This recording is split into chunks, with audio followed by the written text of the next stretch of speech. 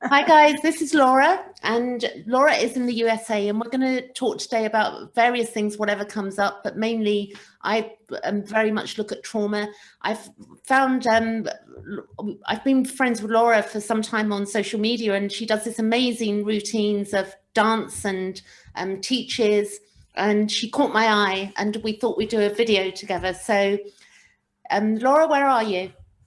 Hi, it's been a pleasure meeting you on social media, and I was looking forward to this meeting. So yeah, thank you for introducing me. So I'm also an acupuncturist. I've been doing Chinese medicine for over 20 years. Wow. And that's really been my full-time job. That's how I've been able to, pay my bills and whatnot.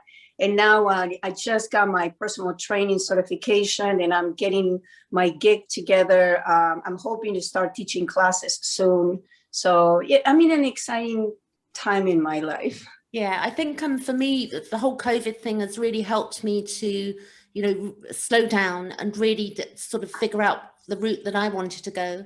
And with the studies and looking at trauma, because most of my sort of path has been looking at my own trauma, being a business owner for 30 years, hating what I did, having a breakdown, completely making the money, but really not being happy and being very miserable, over drinking whilst I was in business and stuff like that. And then getting to a point through having a breakdown and maybe like the Carl Gustav Jung stuff, like Carl Jung, would getting to the point of being able then to look at my own shadow and really understand how my behavior and my own thoughts and my thinking, how it's affecting my day-to-day activities, and then sharing knowledge so that, and also trying to help people remove shame out of their own stories. Because I found that what I've sort of come into the conclusion is that all of the stuff that's kept under the rug, so to speak, like the stuff that people don't talk about, actually keeps people in a cyclical, not being able to talk about their real problems means that they've got a lot of shame attached to them. And I don't think I did it intentionally to get to this point on social media or, discussing my own trauma, not out of being a victim, because I've never felt like I was a victim. I know that I was victimized through my childhood, but I never saw myself as somebody that's, a victim. That word's never resonated with me. Also, another word that doesn't resonate with me is empath. There are certain words in spirituality and in I think years ago I started with being in doing a course in miracles and stuff like that, and I felt I was bypassing the depth of my pain. So now I think understanding the different, whilst not being a trained therapist, I understand the personality stuff, my own not disorder, responses to trauma. So I don't even think that I've got when I look at myself and my reactions like fight, flight, I can see that it's a response to, but not actually a defect with me, which is really useful for me as well. Mm-hmm. You touched something very interesting, and I know we talked about a little bit before we started recording.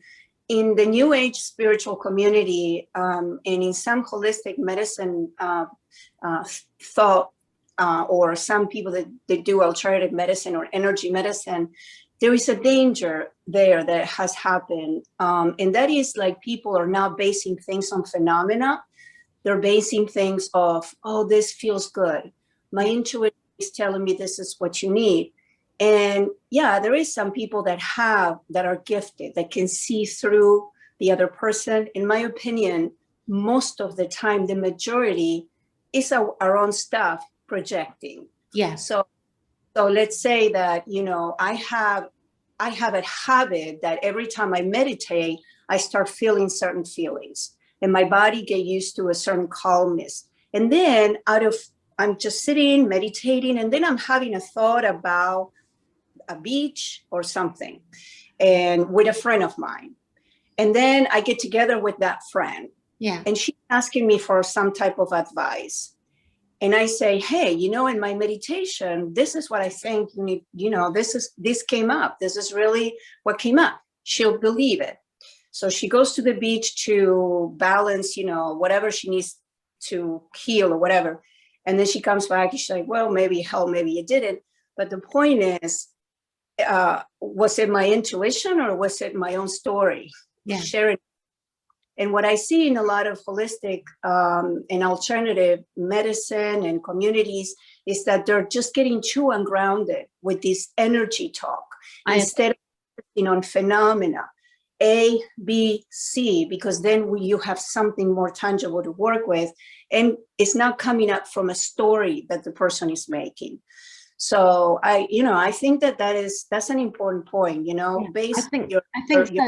And there's a guy called Sam Vaknin that I've been following, and for quite a while now, but over the last few months particularly, I've been listening to different disorders and the narcissistic trait. So we've got a habit right now where everybody is either a narcissist, they're an empath, or they're and really I found it very useful. I mean, for anybody out there that wants to look at narcissism, it's really, we want to be looking at people that are trained in these areas that really are giving out information that's got some weight to it. It's like with your Chinese medicine, right. You've trained in it, yeah? You've trained in your Chinese medicine, and I think that there is a double sword with diagnosis in general. The good part about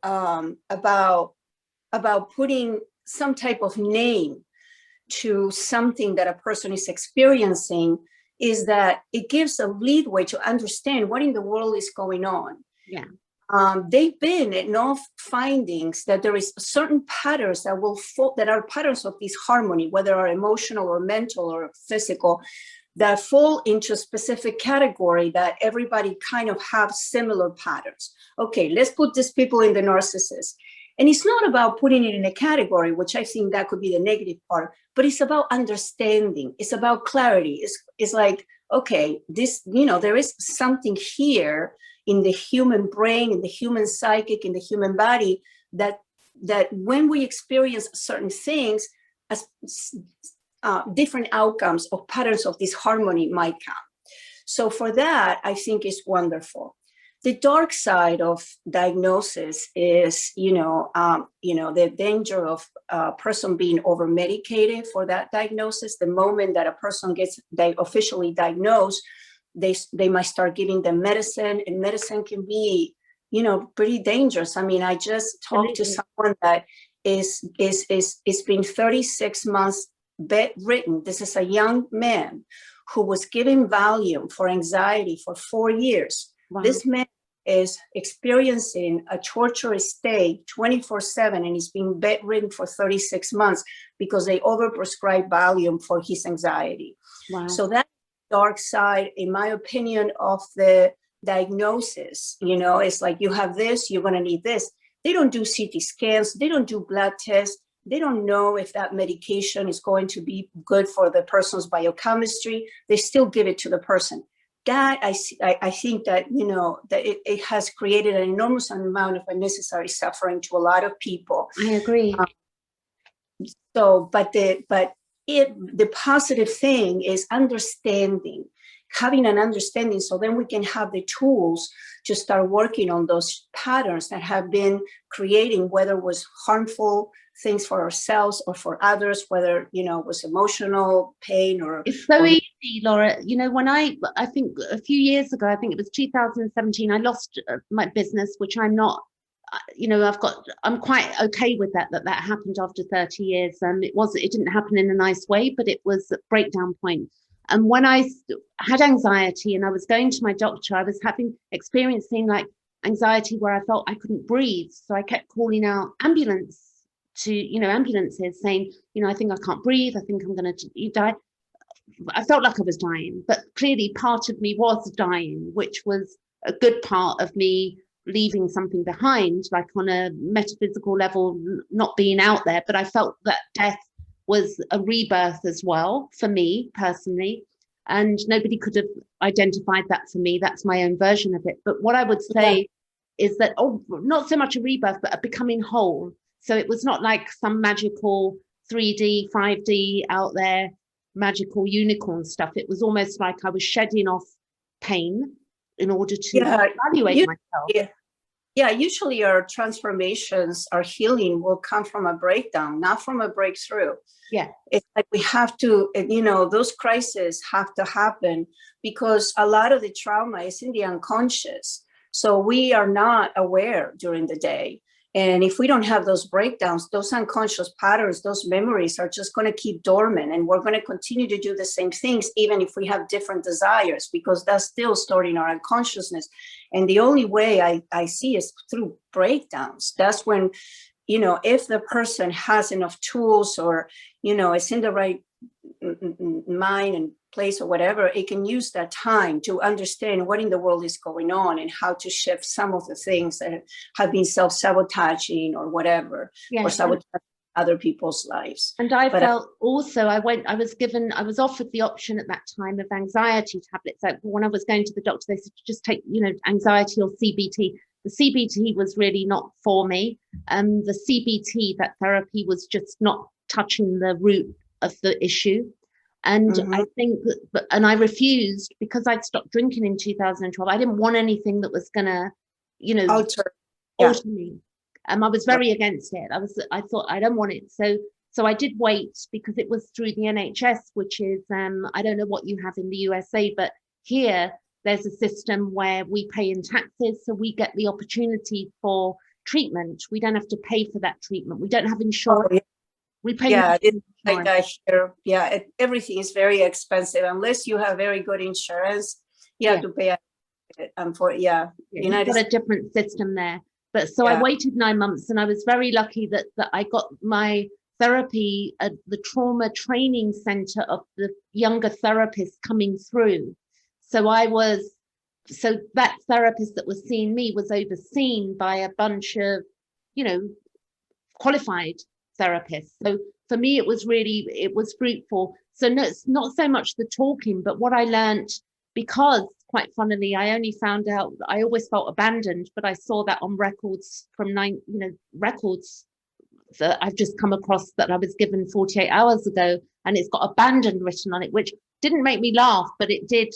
Well, I thought, wow, you couldn't get any clearer than that. Like I felt it, but there it's written, it's like abandoned.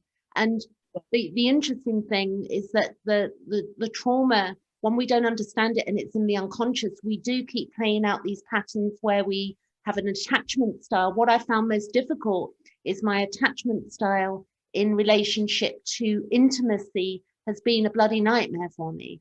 Like this repeating. I've got better as I've gone through my life. I'm currently 54 and I've improved. But at the same time, it's like I've been through a period where I've cut myself off from people, which is, it means like, I'm on my own, which, what in a way it's to be more balanced. I found. I think that most of us, our shadows tend to show in our romantic relationships because they usually work as mirrors. So if we're dealing with childhood trauma, it's going to show up at one point.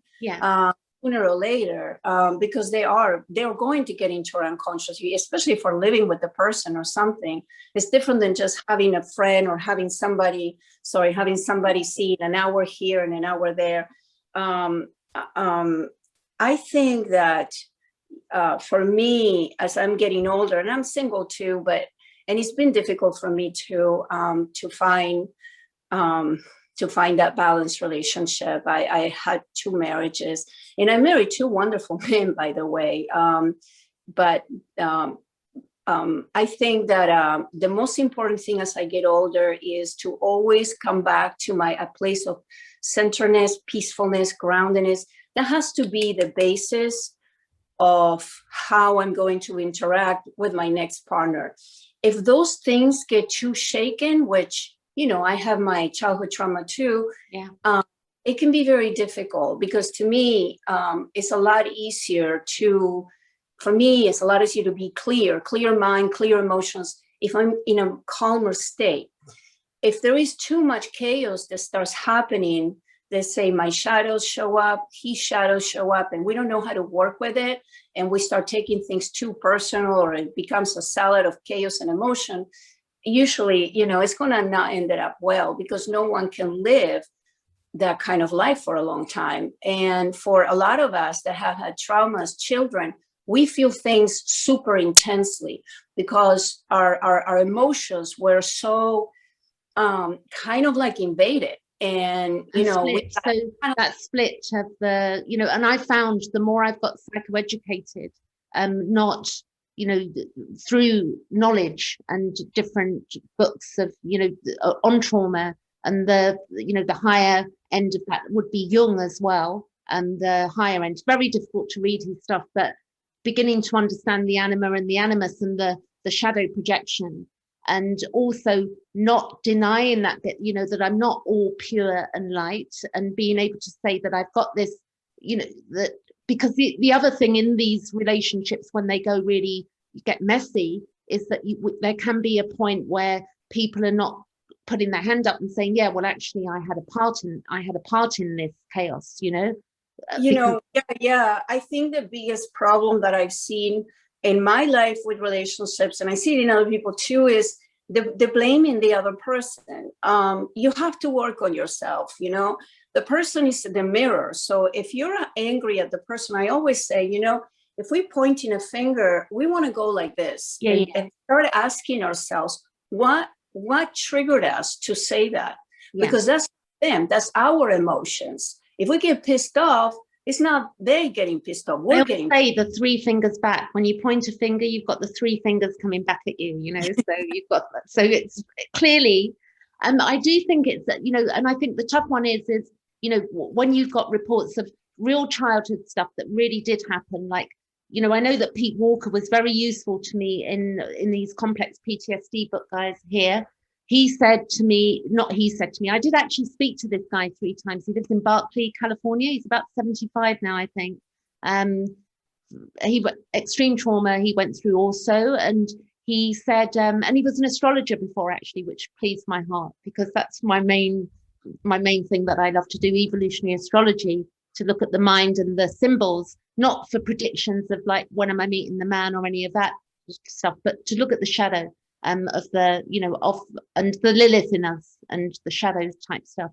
So not prediction of like, you know, trying to make things magical. I'm not using it that way. I don't agree with that sort of like, oh, well, next week's going to be an amazing week when Jupiter, blah, blah, blah. It's like, fuck that shit. Excuse my language.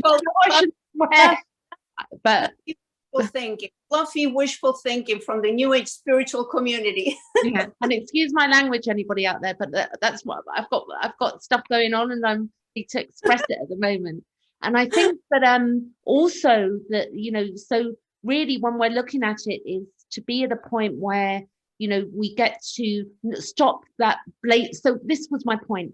So when I've had to go back and I've like the healthy blame is, and healthy anger. One of the tools I used for healthy anger was a baseball bat on my pillows over the years to get rid of that rage that would sometimes, if I could be projected onto other people, to be aware of our own emotions. Because if we look at it, you know, most, I mean, it's a much deeper subject, but when we look at certain issues where, you know, maybe somebody's been trafficked for something, or, you know, or some in life, and they've been, you know, imprisoned or something, the rage in them and the anger, or the anger of, you know, sexual abuse and violation can be so intense in the body. Yeah, you know, and I so now believe with the judiciary system, at least in the United States, is horrific. You know, here it is, a man or a woman, yes, they are criminal, they might have done something really horrible. Okay, so they're probably feeling with a guilt and a shame that is so high that they're probably even in splitting their own selves. Yeah, I'm just making up a story, but instead of helping them, having a support system, going into therapy, into the childhood trauma, it's not natural to want to kill someone or to want to hurt someone unless we have been badly hurt. That person is full of wounds. And so, okay, it has wounded someone else. It's not an excuse, but they put him in jail. They punish him for that. So on top of those wounds, they're going to put more wounds on it. Yeah. What is going to happen with that guy? That guy is going to become even more of a criminal. That guy is going to become hopeless or codependent on believing that he is not good, and he has to always codependent on someone else. So the judiciary system, at least in the United States, needs to change. We need to help.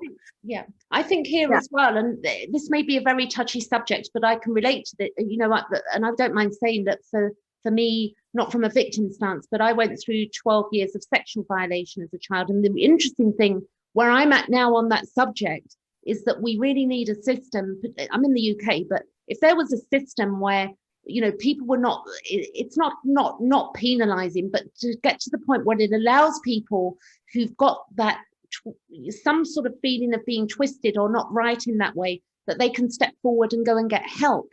That we need more systems where people can go and get help. And absolutely, unless those people have psychotic episodes or they're just so damaged that they've got no control. What they need is help, not more punishment. It doesn't work. They need help. They need to know that that God does care for them, that actually they can be loved, that they can express love. That needs a lot of support, and there is nothing like that. I worked a little bit, not a lot, but I used to do volunteer work doing yoga in prisons for women, and and those girls. Good on you for that. It's nice to hear. That's nice to hear. Good on you for that. Yeah, and these girls were like, me and you, and but a lot of them, they've had such severe trauma. They lived in such hostile environments as children and as babies and as little kids. You can imagine, you come out of your mother's womb, you have no idea what's going on, and you're asking, hey, I'm here, what is this world about? And somebody is, okay, let me show you what is this world about. So the girls, they were wonderful. I mean, and they were so strong because they had to create a very strong personality to be able to bear, 5 years in jail, that's a hard experience. It is, yeah. And I was just very frustrated because this archaic system this is what we're facing. And it's very interesting now. I think that as we move into the future, a lot of more of these things will be looked at. I think the breakdown in a way, of with the COVID, in a way that although it separated us from person to person, like, being in that active space of being able to spend time with people, it's allowed people more sort of social things like this, like we're doing, or I've started a meetup where I have 20 women show up on a Wednesday and a Saturday. I don't know how many are going to show up, but they show up. I do meetup.com. We talk on healing the inner child on Wednesday, and I read from Pete Walker. And then on Saturday, we look at women who love too much, which is about the codependency. So not a label, but the interesting thing is that it's given people much more of a chance to express, in these conversations. It's so wonderful. I mean, especially these days, to find a right tribe and a right community, a safe space, especially for women to just kind of start understanding some of the ways we might be responding later in our age, that it has to do a lot with how we learn as kids, and to have a support group to bring more self-awareness, I think is so important. I want to join. Give me the information. I will. And the inner child work. So for me, which is fascinating from my records, like I was thinking before I got my records a few days ago from the government, it was data protection. I had to give, I couldn't just get these records of the children's homes I was in or the social services involvement. And seeing that now, that I was 9 years old, I really sunk into in the last 48 hours. I thought, wow, that little 9-year-old, it's like that abandonment, because I've been so, blamed, given there's been a lot of self-blame of my sort of idiosyncrasies, or not being not being as together as I've wanted to be. But now I can understand, even though I understood, and now I can see more clearly that, the issues there of trauma, and like you say, in the women's prison, that trauma is not, we're labeling people bad people, when really what we're labeling bad people are people that have been traumatized, and they don't know how to, they haven't got the skills. Correct. That is correct. it's they've not been taught them. They've not been given love. So the inner child needs that love. So we've got. It sounds so cliche, to say most inner child. Most of the time, these people have been badly traumatized and hurt, and on top of that, we're punishing them even worse. It's crazy. It is crazy. It makes no sense. I was going to say something and I forgot. I have PhD, so I forgot. Keep going. Well, even the system, even the system in the UK right now, where people have not, we've been ordered at home, stay at home. It's been going, we've really been locked down here, and time and time again, like everywhere, but particularly, and it's just interesting that the government, they're saying don't go to work, but that the funding they're giving people to live doesn't give them enough to eat food. So they're going to pay your rent, or they're going to pay they're going to pay certain bills, but they're not. It's very, very screwed up. Yeah, we've gone into a universal human shadow this past year and a half. We've been able to see our own shadows on steroids more than ever, because all of our rhythm has changed. Some of us have lost a lot of our work.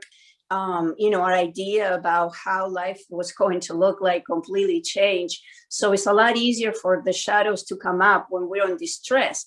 Well, the last year and a half, every single person has been in distress somewhat with something, because our lives have changed. The wonderful thing is, at least for me, I had a breakdown last year by the end of the year, but I am so grateful that it happened, because it was like we talked before. I can't remember if we talked it in the recorded or before. It was the beginning of a transformation. Out of the breakdown, I was able to go back and start doing a lot of the work that I have not done so far. Wow. So I'm seeing the results of something that I saw. My God, COVID, and on top of COVID, a crisis, and on top of that, my work, and on top of that. But I'm seeing it now that has happened, and there has been a huge transformation in terms of my expectations of life, who I am in the world, how I respond to people, my reactions, and really look into it. Also, what I'm willing to put out and what I'm not willing to. There's a lot of things that have come up that it has been treasure, that I think it's been a transformation for the rest of my life. And I want to say, for a lot of people, the COVID has been an opportunity to break that shell and go deeper into their shell. For me, so even though I finished the trauma psychoanalysis by last March, or by July over the phone, the last 3 months were over the phone, I'm not relying too heavily on that, because it wasn't just that I was doing all of this other work with all of the reading and the books, and going very deep into understanding myself. And also the other thing that, I was really looking at my foods, and my supplements. So I wasn't just, and I had COVID for 5 weeks last year, and I thought I was going to die. Now that was really good period for me, because not at the time, because I was isolated. All the doctors were saying, you stay at home, you have it, you don't go anywhere. And then I had a breakdown with a friendship that was very, where I felt very connected, and there was a breakdown there. And in a way, it gave me the time to observe myself even further, and I'd gone through my grief period when I had my breakdown in 2017, 18. I'd gone through my tears and my anger. But I think as you said, that period of 2020 to now, it's like I've really found out who I am and what I am sharing and what I'm not sharing, like you say, and also there's, the beauty of not, I don't feel any shame. There's a lot of love for that inner child. He is my number one. I did a lot of self-forgiveness this past, I go to therapy, and I'm so grateful that I have a good support system. But, forgiveness and self-forgiveness is a huge part of the healing. Once we understand a little bit better our reactions and why we react the way we do, then the next step, at least for me, has been looking at my the times that I did some self-harming things. I had an eating disorder when I was in my teens that lasted 13 years. And a few nights ago, I've been doing this a lot because I'm in therapy, and I'm I'm working on myself constantly. So I was thinking about this the other day, that it wasn't even a thought. It was nighttime. Usually my reflection comes at nighttime, which in Chinese medicine is the yin time, which makes sense. You know, we go in. So usually comes in nighttime, and I was in bed, and I just, you know, I had to tell that that young girl, that Laura, I just said, I'm so sorry. I am so sorry. Yeah. You know, I'm so sorry that I put you through what I put you through for 13 years. I'm so sorry. I didn't understand it. I didn't know what was going on. I couldn't stop it. And the help that I was getting was not making it better. It was making it worse. So, you know, there's been layers of that self-forgiveness. But recently, I really lay down, like my body, that girl that was damaged in my own self, understands that at the time I didn't have control, but I had to go through a series of self-forgiveness and realize that I just didn't know any better. That was a coping way. It was my way to survive, ironically enough. You know, and looking back is not that I wanted to kill myself. That's not it. You know, you want to feel better, not worse. But the pain is so extreme. And addiction is a real thing. Bulimia is an addiction. Anorexia is an addiction. You get addicted to a certain way of being. And Gabor Mate says, you know, Gabor Mate on addiction. Gabor Mate. Yeah. Oh, he's fantastic. Yeah, I love him. Yeah. So he does say, which really stuck with me, that it's not why the addiction, it's why the pain. And that's his main theme. And some of us have been way too traumatized, and unfortunately it has damaged some of the emotional and the mental, and for some of us, our physical development. So we can have emotions that are not appropriate, and we don't know where they're coming from unless we work on it, unless we go to therapy, unless we work on ourselves. That's my input, I think. Yeah, and I think with the psychoeducation, because I think that when we've, you know, hopefully we'll be moving out of denial of the things like, you know, I know with sexual violation, I was told, you know, as a child, like, you know, don't tell anybody anything. I mean, that was my upbringing, to be shamed into silence. So, and not make it, you know, and I realized that, you know, this isn't about me. This is about, you know, what I'm hoping is when people hear such things, it's not like poor me. It's like, you know, what we need to know, that these things happen to so many people, all different types of things, not just that type of trauma. You mentioned a specific trauma to yourself, to me earlier. And I think that we've all had some level of trauma. Nobody's trauma is more serious than somebody else's. So a child is a child. So yeah, we have to be careful, especially if, you know, we're dealing with like trauma, abuse, or whatever, that we start using it as our crutch. And before we know, it's like, I have this, so this is why I am the way I am. It's a stick thing that you know, yes. If we can, but I do think when I understanding, like, this is why the way I am, now understanding that, like, my thought a few days ago, and it linked in with something astrologically for me, not astrologically, but something I read in a book, which was saying, in describing an archetype, that for me now, saying, you know, that 9-year-old, I can say, oh, well, this is why I am that way, but that doesn't mean that we're stuck in that way. We go beyond that way to a new level of being and a new level of breathing in new life into ourselves, so that we push forward again. You know, I know you've got to go shortly. Well, a few more minutes, if you know, but when you're ready, tell me if you have an appointment. No, I do, but I mean, not yet. Okay, so, let me know. Yeah, I agree to all of it. Yeah. So I think that what I've learned recently, which has been helpful, and it's not for everybody, but there's something called hypnosis downloads, which is, I'm not affiliated with it, but I've been experiencing a bit of health anxiety, like, you know, am I safe? Like, sort of this and again, I can't afford that to turn into sort of another sort of addiction. So I've got to do.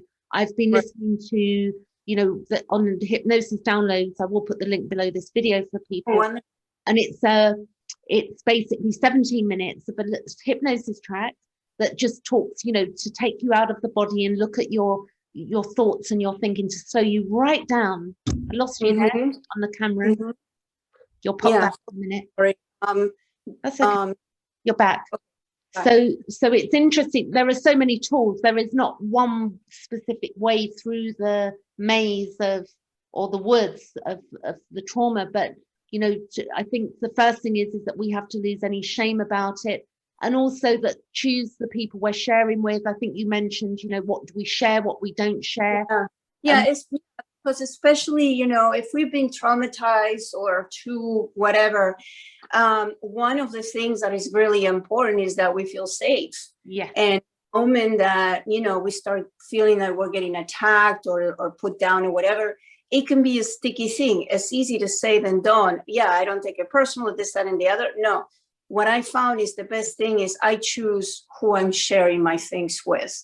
I'm in control of my life, and if I don't feel safe to share with a number of people, then I won't. Yeah. And not hang up whether they're going to hate me or not. I used to, but I have conquest that. I have a lot of enemies, by the way. People that really care or and I know. But it's okay, you know, it's like I don't take things personal anymore. Partly is I understand that I have pushed people away.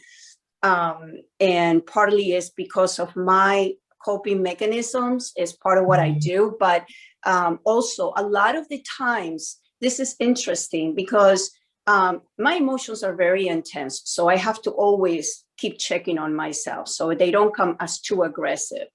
So I get you. And I think the thing is that, you know, the projection of the normal projection, and then, you know, and then we're not going to be perfect. We're going to get triggered sometimes, and we're going to, you know, I know, but overall I manage that better, but I can still speak up for myself now. I'm still like, I can be a bit, you know, I'm learning still, but. Yeah. In the last year and a half, I have let go of a lot of people, but I've also, you know, my point is like going back into the ways I have pushed back a little aggressively towards some people. There was almost always a reason for it. The way I would do it wasn't appropriate. Nobody can take that kind of intensity of aggressiveness, you know, like pushing somebody back. I never aggressively physically, but I can with my words. I'm not careful. Nobody can take that. But the message was almost always so. There was something that in their side that was, you know, done either careless or inappropriate or whatever. In the way I express how things can be done differently it did not serve because it ended up disrupting the relationship versus creating something different. I'm learning that as I go. I think we don't have to be, you know, the thing is we don't have to be too squeaky clean and too nice as well. Like, I think, no, it's okay to that, you know, sometimes to really, but sometimes it will happen that we will really push back. But I do think that, it's like, you know, looking at our cyclical, you know, how cyclical is it?